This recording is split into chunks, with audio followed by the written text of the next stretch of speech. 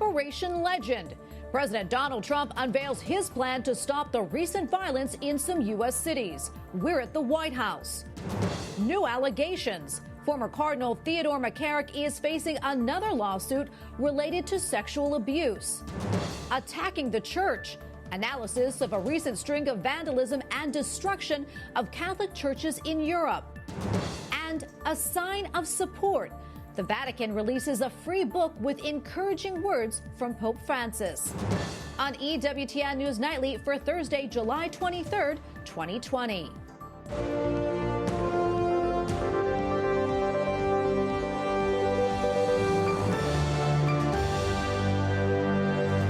Good evening and thanks for joining us tonight. I'm Tracy Sable. President Donald Trump calls it his sacred obligation to protect Americans. Enter Operation Legend, named after a murdered 4-year-old child. White House correspondent Owen Jensen reports. Owen? Tracy, here at the White House, President Trump is trying to clamp down on both the virus and the violence going on, claiming American lives every day. And just today he reacted on Twitter to the ongoing unrest in Oregon's biggest city. In Portland, another night of protest and unrest and pleas to stop the mayhem. If white people want to help us, this is not helping us.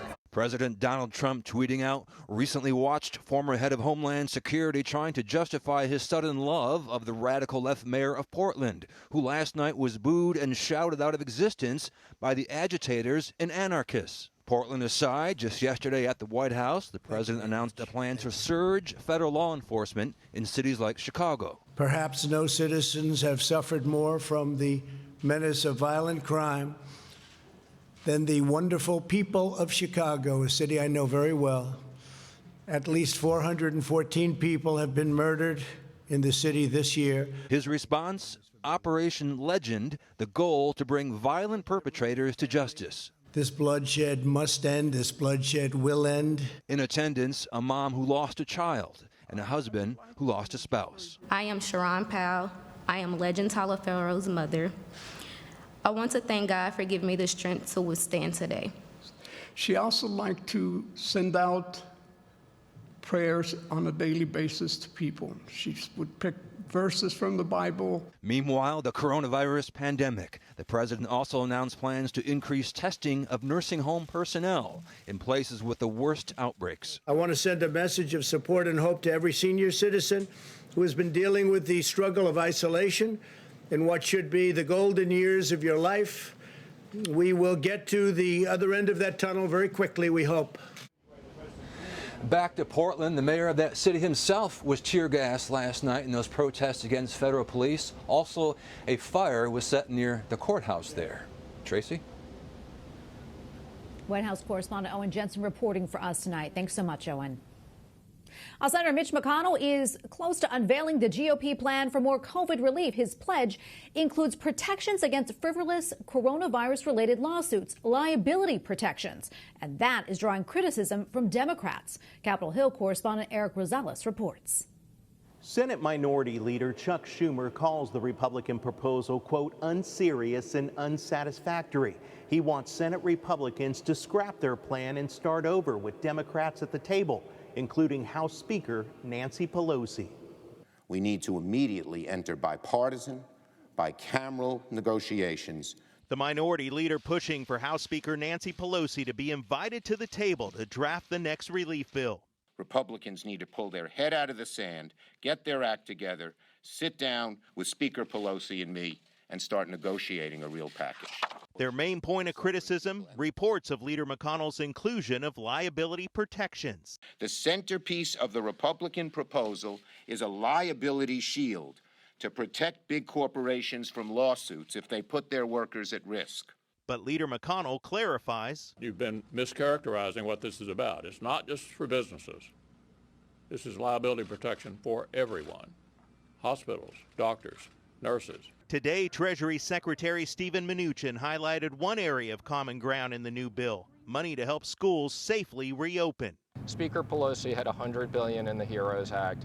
We're going to put up $105 billion. So we've basically seen her number and raised it a little bit. So hopefully we have an agreement with the Democrats on that. Republicans say the plan will also include $25 billion in total funds for COVID-19 testing and wage replacement money at 70% of workers' incomes to help the unemployed. Also on Capitol Hill, an historic vote in the House yesterday. The chamber approved a bill to remove statues of Confederate leaders from places of honor in the Capitol. Every House Democrat and 72 Republicans voted for the bill. It now heads to the Senate. Each state provides 2 statues to Congress of people they want honored, like these statues here at Statuary Hall. Some Democrats have suggested moving the unwanted statues to a museum. From the Capitol, Eric Rosales, EWTN News Nightly. Well, the first African-American and first historian to run the Smithsonian responds to calls for the removal of a museum sculpture of the founder of Planned Parenthood. Lonnie Bunch asked his museum staff to explore ways to more deeply debate Margaret Sanger's life and her impact on contemporary America and report the findings back to him. Correspondent Mark Irons reports. As the nation grapples with its complicated past, the debate over statues has reached the front steps of the Smithsonian.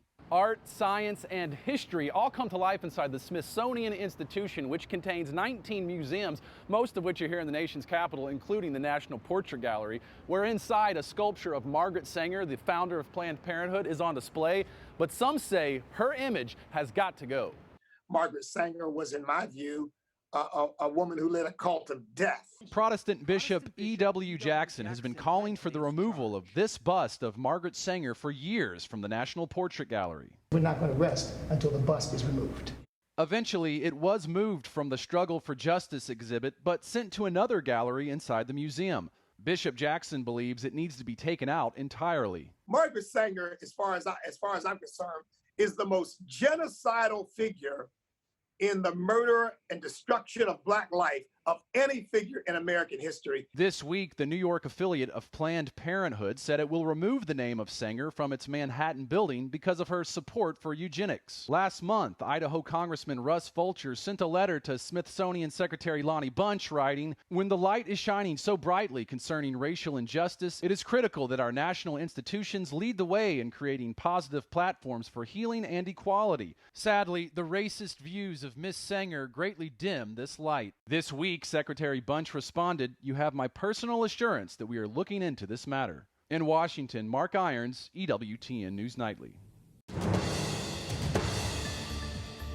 China has launched its attempt to land a rover on Mars.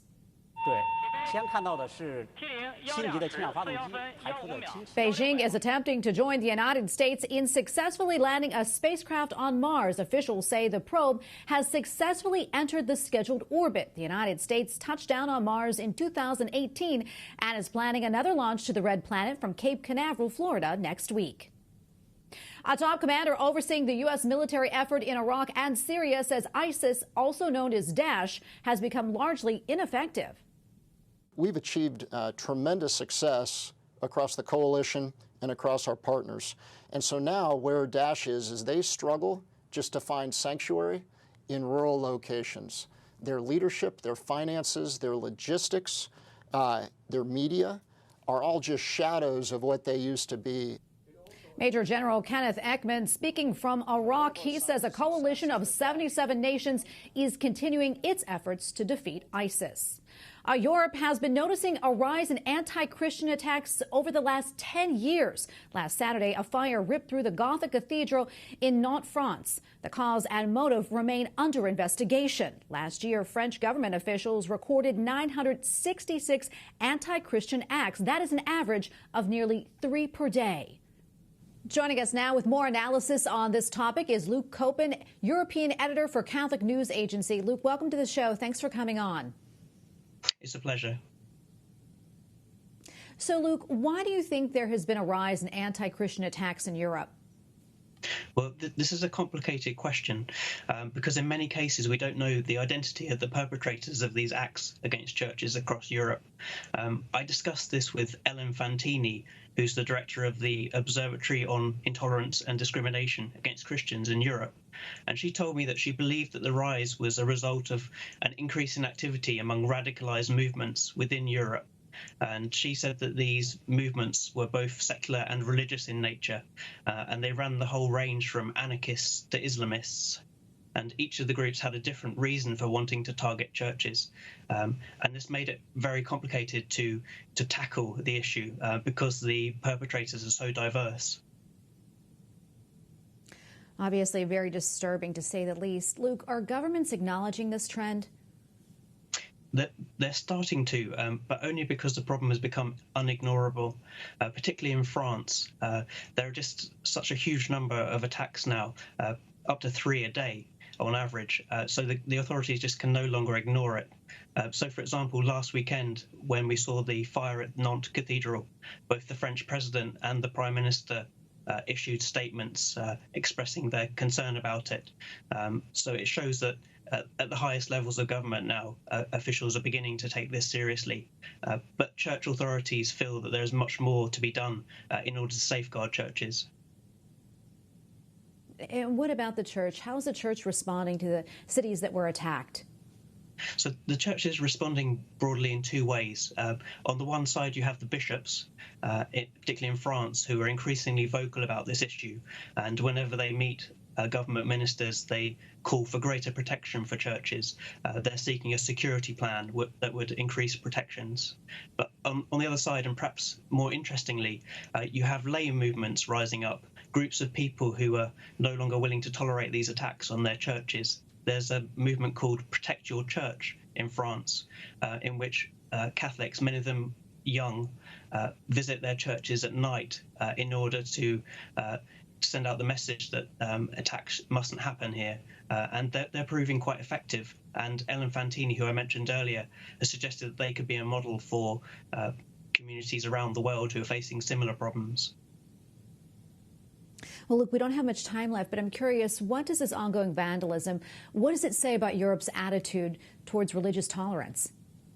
Well, in theory, religious freedom is enshrined in the EU Charter of Fundamental Rights. But over the past few years, critics have said that in practice, religious liberty is shrinking. They cite such cases as a Finnish member of parliament who was investigated simply for tweeting a passage from the Bible. And another case in which 2 Swedish midwives were no longer allowed to practice their profession because they refused to participate in abortions. So they take these cases as examples of how religious freedom in practice is becoming increasingly difficult to uphold. And and alongside this, we also have this increase in radicalized movements, which are growing all across Europe, on both left and right, and both secular and religious. And these 2 things together are kind of squashing religious liberty in Europe. Well, Luke, thank you so much for coming on and talking to us about this subject. We really appreciate it. Luke Coppen, European editor for Catholic News Agency. Thanks again, Luke. Okay, thank you very much. Coming up, another lawsuit has been filed against former Cardinal Theodore McCarrick.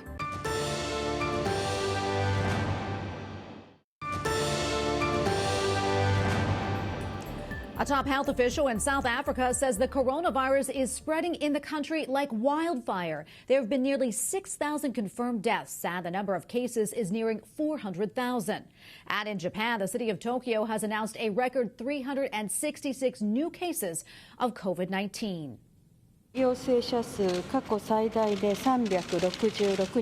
city's governor says a record number of coronavirus tests have been administered, with nearly 5,000 done yesterday alone. She is asking residents to stay home as much as possible.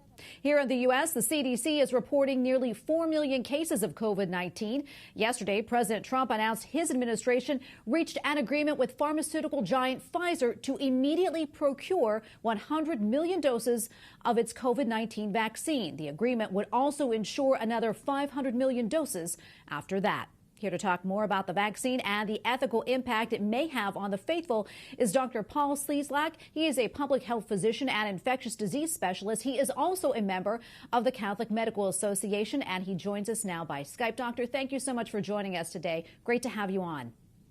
Thank you. Good afternoon.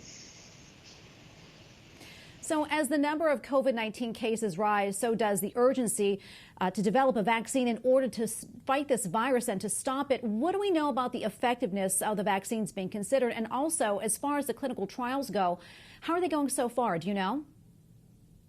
Well, there are a lot of clinical trials underway right now. I did a quick search, and there are 170 different trials. So a lot of effort is being made. There are a few vaccine candidates that have kind of risen to the top of the list because they've already undergone trials where they've injected them into human beings and shown that they can mount an immune response to the vaccine. How does the development of this vaccine, how does it compare to other vaccines, say the seasonal flu? Well, the seasonal flu, of course, has been with us for years, and they just changed the formulation a little bit every year.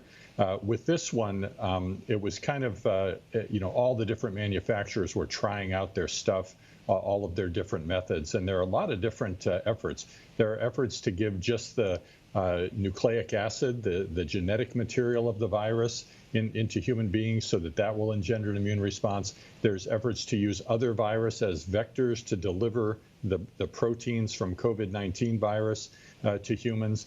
There are inactivated COVID-19 vaccines. One company is even trying an oral vaccine. So right now it's kind of a race to the finish line, but they've still all got a very long way to go in terms of carrying out large-scale human trials to demonstrate safety and effectiveness. The president has often talked about, wanting this vaccine at warp speed, as the Operation Warp Speed is called. Are there any negatives to maybe pushing a vaccine along quickly? Certainly. You do not want to rush the process. You have to check all the boxes. I heard some presentation about Operation Warp Speed, and I was reassured because what they say is they're trying to find the most promising vaccine candidates and then fund clinical trials, large clinical trials, where they'll standardize all the endpoints. They'll make sure that all the different researchers are using similar endpoints that we care about, like, are you keeping people out of hospitals? Are you keeping them out of the intensive care unit? Are you preventing mortality? Are you doing it across a variety of different populations, old and young, black, white, Hispanic, and they're still going to have to go through the FDA approval process. So if they don't cut any corners with the FDA, I feel pretty confident that when one is finally approved, that it will meet our requirements for safety and effectiveness. Well, Doctor, thank you so much for your time today. We really appreciate your insight. You're quite welcome. Thank you. Up next, a diocese in Illinois welcomes its new leader.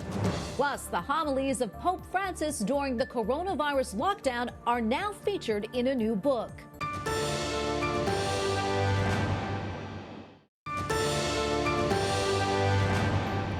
Former Cardinal Theodore McCarrick is facing another round of accusations of sexual abuse. A lawsuit filed earlier this week claims McCarrick sexually abused a boy and aided abuse by several other priests. The accusations stem from McCarrick's time at Christian Brothers High School in New Jersey back in the early 1980s. His attorney declined to comment.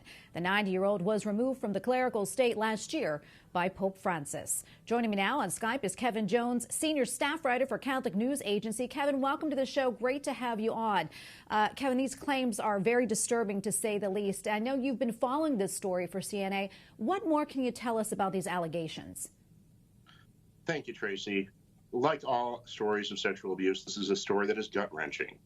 We have a claim that expands on the horrors of the Cardinal McCarrick story, if true.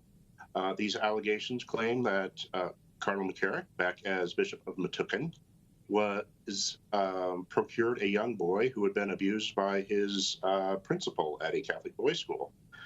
And this, during this time, this victim was allegedly abused by 3 other priests at McCarrick's Beach House in Seagirt, New Jersey. He was about 14 to 16 years old at the time, and this took place in the early 1980s. And Kevin, I know this is not the first time this law firm has filed complaints against the church. Can you talk a little bit more about that? Yes. This Jeff Anderson is known for liking to make a splash. His critics say that he has sensationalized and even embellished claims in order to attract media attention. And sometimes they say he's a self-promoter. you can, if you read through the lawsuit, you can see this. He has tried to sue the Vatican in the past, and his present lawsuit contains language that depicts McCarrick's rise and his continuation in authority as due to the popes, from Pope John Paul II through Benedict and through Francis. And as you know, last week, the Vatican published a handbook for clergy and church lawyers laying out the steps to follow when investigating and reporting alleged cases of clergy sexual abuse of minors. What are the archdiocese named in this suit? What are they saying regarding these new allegations? And is there any mention of support for the survivors? Yes. Well, as in many lawsuits of this kind, the dioceses are not commenting on the particulars of the case involved. This involves both the Diocese of Metuchen, New Jersey, and the Archdiocese of Newark, where McCarrick headed the church for a time. However, they are making very strong statements in support of victims and encouraging any possible victims to report to authorities as well as to report to the local diocese if they have suffered abuse. And Kevin, quickly, I know the faithful are still waiting for a Vatican report on Theodore McCarrick, one that will hopefully shed some light on how he's able to rise in the ranks amid these alleged abuses. Do we know the status of that report? Right now, we do not, I'm sorry to say. We do know that one of the alleged victims says he has been working with the Vatican to help fact-check the report and otherwise help make the case. This is, of course, a story that has ripped the heart out of many people. Many people were shocked by these allegations, and a full accounting and accurate report of what McCarrick did, what other people in the church knew or should have known, will be very key going forward as the Catholic Church responds to the sexual abuse crisis. Well, Kevin, thanks so much for your time today and for your reporting. Kevin Jones, senior staff writer for Catholic News Agency. Thanks again, Kevin. Thank you, Tracy. Well, the Diocese of Belleville in Illinois welcomed its new leader yesterday.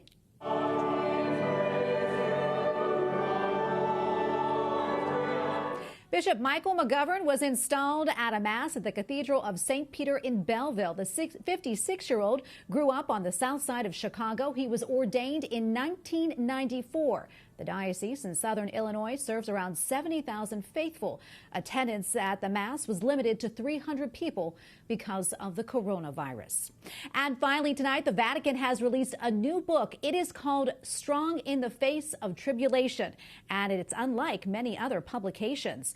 The book compiles all of the homilies of Pope Francis while Italy was under a 3-month lockdown due to the coronavirus. The Vatican says it hopes the Holy Father's words provide help for those experiencing conflicts, shame, and difficulties in praying. And it may help the faithful long after their own COVID-19 restrictions have been lifted. The book is available as a free download from the Vatican Media website. We thank you for watching tonight. For the entire EWTN News Nightly team, I'm Tracy Sable. Good night and God bless.